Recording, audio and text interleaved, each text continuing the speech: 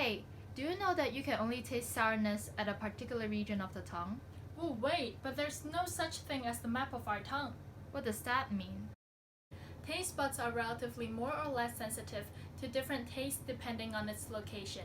But all tastes can be perceived equally well everywhere on the tongue, because each bud, regardless of its location, is a collection of around 100 cells that belong to at least 5 different functional classes, which transduce different taste signals.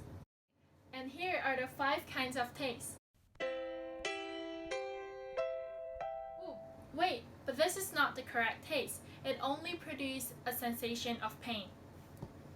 This should be the correct one. And the 5 kinds of taste include sour, bitter, sweet, salty, and umami. Taste can actually be sensed by all parts of the tongue, yet there is one exception. The back of our tongue is very sensitive to bitter taste, for it can protect us from eating poisonous or spoiled food by spitting out before we swallow them down the throat.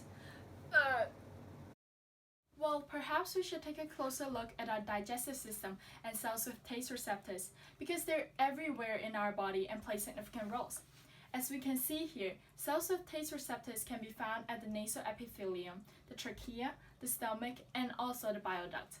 What's more, they can be also found in our intestines as well. But have you ever wondered why they're everywhere in our body and not just restricted to one specific location? That's because they aid our digestive process by controlling our appetite and secretion mechanism. The whole process is in charge by the enteroendocrine cells, EECs. The EECs are sparsely distributed throughout the entire length of the small intestine and can secrete polypeptide hormones. Take the case of sweetness as an example. When the T1R2, T1R3 sweet receptor on K and L type EECs sense sweetness, metabolic hormones called GIP and GLP-1 are released.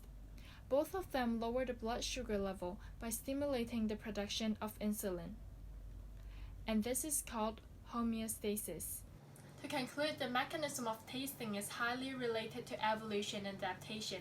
For instance, the taste of bitterness is often associated with danger and toxicity, while the taste of sweetness can lead to the production of insulin as an example of homeostasis. This suggests that our tasting mechanism is a determining factor for food intake regulation.